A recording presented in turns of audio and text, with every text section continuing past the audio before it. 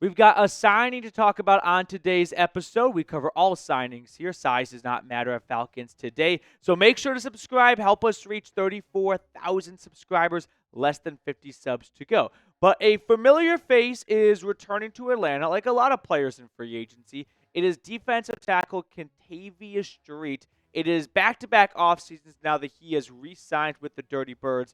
I've not seen the contract details yet. I expect this to be a one-year, close to vet minimum contract, so not a very large investment. But Street, if you recall, was traded for when Grady Jarrett went down halfway through the 2023 season. He played well up until he ended up on IR at the end of the season as well. Came back for 2024, played about 33% of snaps, and now with Jarrett out of the picture, there could be a larger role for him. So the re-signing makes sense to me. You can look over his stats the past 4 seasons. Was with the Niners, then went to the Saints, then the Eagles. Now he is finding a little bit of a home in Atlanta, and he joins a young defensive line in a lot of ways. Rook, Zach Harrison, Brandon Dorless, but there's some older guys like Street still and David Onyemata. And when you look over this entire Atlanta defense, I still feel like there is more to be done here. And with the draft, that's going to be a great avenue to check a lot of those boxes and plug some of those holes. But even in free agency, I still think the Falcons could stand to add 1 or 2 more players. You can just look over the entire defense with me. We've got Diablo and Anderson battling for that inside linebacker gig. Not super confident about Arnold Ebiketie just being handed the starting role when former second rounder is entering the 4th and final year of his rookie contract, right? And he has not quite broke out like a lot of us thought he would. And then in the secondary, do they want to put Clark Phillips at nickel? Do they plan to bring back D. Alford? What about Justin Simmons? You got DeMarco Helms currently penciled in for that starting safety position. I feel like there is another corner or 2 that could be signed as well here. So when it comes to the Falcons defense in general, how would you grade it? A, B, C, D, or F?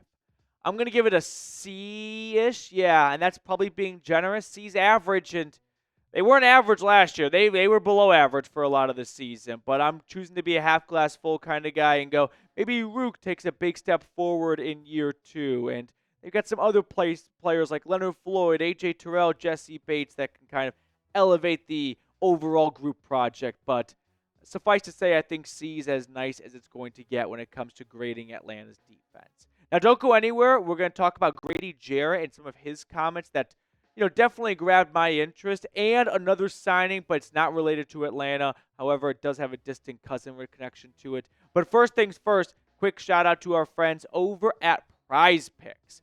You see, Prize Picks is the best way to get action on sports in more than 30 states, including the Peach State. The app is super simple to use. All you've got to do to create a lineup is pick more or less on 2 to 6 player stats, and you can win up to 1,000 times your money. Prize Picks offers Venmo, Apple Pay, MasterCard, and more for quick and easy deposits into your account this season. The second half of basketball season is here, plus all the big games this weekend, and the race to the playoffs is heating up on Prize Picks. So, get started today by downloading the Prize Picks app and using code CLNS to get $50 instantly after you play your first $5 lineup. I put all of that information in the comments and description of today's video. Download the app today and use code CLNS to get $50 instantly after you play your first $5 lineup. Here's an example of what some Prize Pick selections look like. They're just giving you a freebie right here. Take them more on 0.5 points. Prize Picks. Run your game. So getting back to our regularly scheduled programming, just free agency in general for a moment, as Atlanta continues to make a lot of re-signings, not a ton of external signings, right? Divine Diablo comes over from Vegas on a 2-year, $14 million deal. Leonard Floyd comes back to his home state after playing in Chicago, L.A., San Francisco, Buffalo. He might end his career as a Falcon. Mike Ford comes back from his time in Cleveland. Then you got re-signings. Taquan Graham, KhaDarel Hodge, Brandon Parker, and Storm Norton as well. Keith Taylor comes over from Kansas City. Morgan Fox is going to provide some depth on the defensive line. And then most recently, Kentavius Street. So here are all the acquisitions Atlanta has made in the first now week of NFL free agency. As for the departures, you've got Drew Dalman and Grady Jarrett going together to Chicago. Richie Grant leaves, a former second-rounder, to go play for the Niners. Eddie Goldman, who came out of retirement for like the third time, after one season with the Falcons, he decides, I'm going to go play for the Commanders. So those are some of the more notable departures. We're going to talk about Jarrett in more detail in just a moment here, but another piece of news came out just before we started filming. And if you're wondering, could Atlanta sign former Georgia Bulldog Azeez Ojulari? The answer is no. He's signing to the Philadelphia Eagles on a 1-year, $4 million contract. The guy's 24, comes off a 6-sack season. I know he's never really had a true breakout year. He's been injured, he's missed time, but $4 million, that's all it cost? I wonder if Atlanta was maybe in on this, not to carry their water for the Falcons, but maybe the Falcons made an offer, and Ojulari's like, I saw what my teammate Saquon Barkley did. Went down to Philly, won a ring. I want to do the same thing. And if that's the case, I can't knock him for it. But just $4 million. If Atlanta never even made an offer for $5 million, I'd be very disappointed given the ceiling for a player like this who just hasn't been able to put together a full healthy season really so far. Now, getting back to Grady Jarrett, he posted a goodbye message on his Instagram.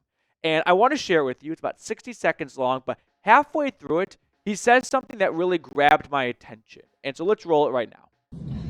Yo, ATL was good. You know your boy wasn't leaving town without hollering at you, man. I just want to express my true gratitude for all the love you've shown me over these last 10 years. Being from Conyers, playing for the Atlanta Falcons was a dream, and that dream has come true. I couldn't do it without the love and support that you guys have given me over the years. Every time I step out on that field, I gave my all. I hope you felt it. It was real, it was genuine, and I was just a pride for playing for my city, pride for the game, and just, I hope you guys loved it. As we continue to transition to this next thing for me, due to some, unforeseen, business decisions, we all know what we signed up for, and unfortunately I didn't see it coming, at this point. But with that being said, I am excited for my next chapter in Chi-Town. I'm going to go give these fans, my teammates, this organization, everything I got, but I couldn't do it without telling you guys thank you, tell you that I love you, and I hope for your continued support. If you still got that 9-7 jersey, wear it with pride. Look, love, it is what it is, man. 9-7 out.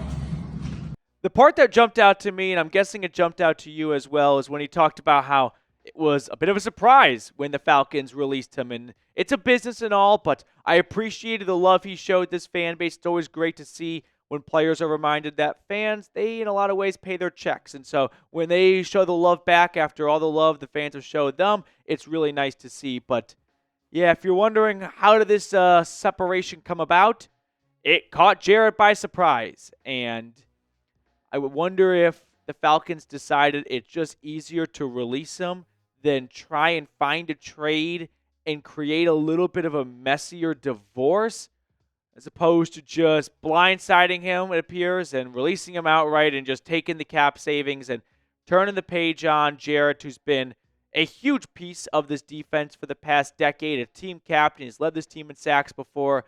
It's going to be, bittersweet, but mostly bitter, I'd say. I'm not really finding a ton of upside other than he's 31, he had an ACL injury not too long ago. There were cap savings to be had. I can understand how you get to the conclusion of, yeah, let's release Jarrett, but it doesn't make it much easier for fans. So Type 97 showed the guy some love down below in the comment section. He showed Falcons fans a ton of love on the way out. So I feel like the least we can do is show him some love as well. Now, it's been a little while since we have done this, but I do want to show my love for you guys as well. And I picked 6 names out of the chat from our previous video. So let's roll our wheel spinner here and see who's going to get 2 claps for being the commenter of the day. And a big shout out going to, it's going to be close. And it looks like Dirty Birds 248. Dirty Birds 248. 2 claps for you. 1, 2.